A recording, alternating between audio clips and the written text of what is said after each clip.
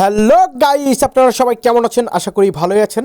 তবে আজকে আপনাদেরকে দেখাবো একটি অ্যাম্পলিফায়ার কিভাবে করে তৈরি করতে হয়। তবে এই অ্যাম্পলিফায়ারটি আমরা আজকে কমপ্লিট করতে পারিনি, কারণ খালি কারেন্ট চলে যাচ্ছিল এই কারণে। তো মূলত অ্যাম্পলিফায়ারটি 50% কাজ আমরা করে রেখেছি, আর 50% কাজটি কালকের মধ্যে সেরে ফেলবো। সর্বপ্রথম যেগুলো দেখতে পাচ্ছেন সার্কিটগুলো আমরা বসাচ্ছি এবং মার্কার দিয়ে দাগ দিচ্ছি। মূলত আমরা এটিকে মাপযোগ করছি। জানেন তো, কোনো প্ল্যানিং ছাড়া যদি কোনো কাজ করা যায়, তাহলে যারা প্ল্যানিং ছাড়া কাজগুলো করে থাকে তাদের কাছে যে আপনারা এই কাজগুলো করাবেন।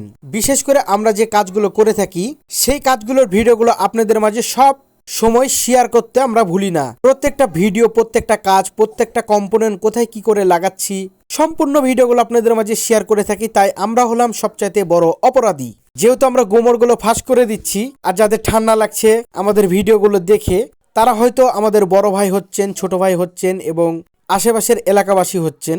চুপচাপ ভিডিওগুলো দেখবেন, সুন্দর সুন্দর কমেন্ট করবেন এবং আমাদের কাজগুলো দেখে উপভোগ করবেন। মনে করবেন যে একটি ভিডিও আপনার জীবনকে বদলে দিতে পারে। কেমন করে বদলে দিবে? ছোটখাটো কাজগুলো আমরা আপনাদেরকে খুব সুন্দরভাবে শেখাই, যে কাজগুলো আপনারা নিজেরাই করতে পারেন। পরবর্তীতে এই কাজগুলো শিখে আবার আমাদেরকে চ্যালেঞ্জ করেন। অনেকে আছে, যাই হোক আমরা নাম বলছি না, নাম বললে আমরা বড় ধরনের বেয়াদব হয়ে যাব এবং বেয়াদবি আমাদের ক্ষমা করবেন। আপনাদের কাছে মাপ চাই, দোয়া চাই। তো যাই হোক বন্ধুরা, প্রত্যেকটা সার্কিটগুলোর আমরা সুন্দর করে মাপজোক নিয়েছি। মাপজোক নেওয়ার পরে আমরা এই সার্কিটগুলোকে, যে হিটসিংগুলো আছে সেই হিটসিংগুলো আমরা সুন্দর করে ফুটো করছি। এই হিটসিংগুলো ফুটো করার পর আমরা সার্কিটগুলোকে, যেহেতু মাপজোক দেখতেই পাচ্ছেন, সুন্দর করে রেখেছি। এখন এই সার্কিটগুলোর নিচ দিয়ে আমরা প্রত্যেকটা কেবলগুলো টানবো। প্রত্যেকটা কেবলগুলো টানার পরে এই সার্কিটগুলোকে আমরা সুন্দর করে মেজারমেন্ট করে ফেলবো।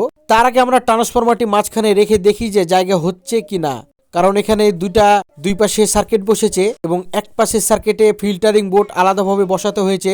এজন্য আমরা একটু ভয় করছিলাম যে অ্যাম্পলিফায়ারটি ফিনিশিং আসবে না, হয়তোবা আবার নিয়ে আসলে অনেকটাই কষ্ট হয়ে যাবে। তো আমাদের রিফাত ভাই আমাদের সামনে আছে, সে প্রত্যেকটা জায়গাতে ফাঁকগুলো খুঁজছে, যে কোন ফাঁক দিয়ে কোন তারগুলো বের করা যায়, কোন ফাঁক দিয়ে কোন কেবলগুলো বের করা যায়।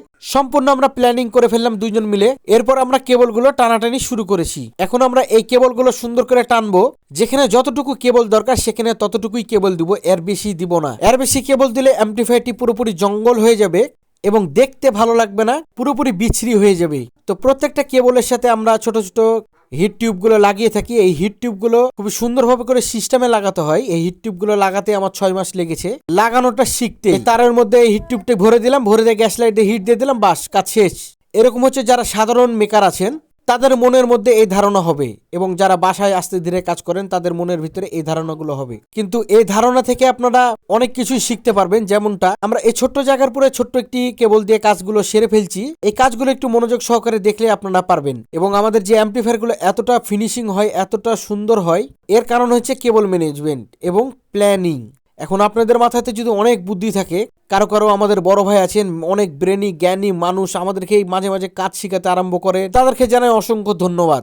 তারা জাতিকে ভালো থাকে, আল্লাহ জাতিকে তাদেরকে সুস্থ রাখে। তো যাই হোক বন্ধুরা, আমরা সুন্দর করে কেবলগুলো লাগিয়ে ফেলছি। এই কেবলগুলো লাগানোটাই অনেকটাই প্যারার কাজ। খালি মনে করছেন কেবলগুলো টান দিছি, সুন্দর করে লাগিয়ে ফেলছি, বাস হয়ে যাচ্ছে। এটা কোনো খেলনা জিনিস নয়। আমরা আমাদের অ্যাম্পলিফায়ারের সাথে লাইফ টাইম সার্ভিসিং ওয়ারেন্টি দিয়ে থাকি।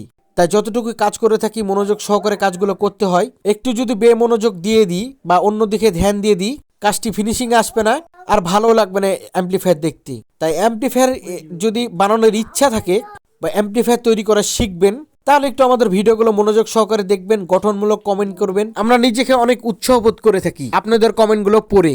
তো বন্ধুরা, আমরা যে কাজগুলো যেভাবে করে থাকি আপনারা দেখতে পান যে আমরা আপনাদের সাথে সব রকমের ভিডিওগুলো শেয়ার করে থাকি এবং কথাগুলো শেয়ার করে থাকি। অনেকেই আছেন রাত 12টার দিকে ফোন দিচ্ছেন, এগুলো খুব খারাপ লাগছে। ভিডিও আপনাদের সামনে যেতেই পারে, আমরা ভিডিওগুলো করে থাকি, ফেসবুক আপনাদের কাছে ভিডিওগুলো পৌঁছে দেয়, কিন্তু আপনারা ভিডিওগুলো দেখার সাথে সাথে আপনাদের জানগুলো বাড়িয়ে যায় ফোন দেওয়ার জন্য। এই কাজগুলো করবেন না। আমাদেরকে ফোন দেওয়ার সময় হচ্ছে সকাল 11টা থেকে বিকাল 5টা পর্যন্ত।